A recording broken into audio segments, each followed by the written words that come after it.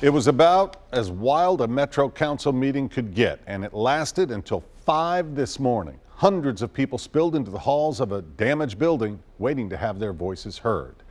And they all had a similar demand: defund the Metro Police Department. News Channel 5's Kyle Horan has a recap of Metro Council's longest meeting on record. Yesterday, there was a Metro Council meeting that lasted so long it may be the longest to have ever happened. We heard public testimony from people who were supposed to be talking about the budget, and then a lot of people were talking about defunding the police. Some of the Metro Council members were getting a little annoyed with that, and Vice Mayor Jim Schulman actually went out and confronted some of them.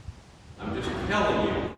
This is how it happened. After hours of public testimony and most of the speakers asking for the same thing, an aggravated Schulman went out and scolded the public. Lydia Luce was there and took this video. He asked us if we thought that it was a joke and if this was like fun and games. He told us that we were basically, this was bad politics.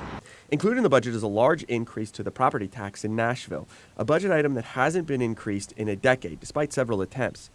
With the COVID-19 crisis and everything else facing Nashville, this year it was no choice.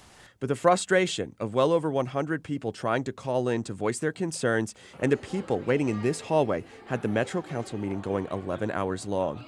Now I received text messages of someone who was trying to call in about 400 times, and he would just reach a busy signal. However, Councilmember Kathleen Murphy says that's the job. If it takes 100, 200 people to tell me the same thing over and over until I finally hear and understand them, then I want to hear it over and over. We also heard from the Vice Mayor Schulman today. He says he regrets going into the hallway to confront the public, but he was disappointed what he felt were other Nashville voices being silenced. I think it's part of my responsibility as the Vice Mayor letting people into the queue to try to get everybody into the queue. And I couldn't get there.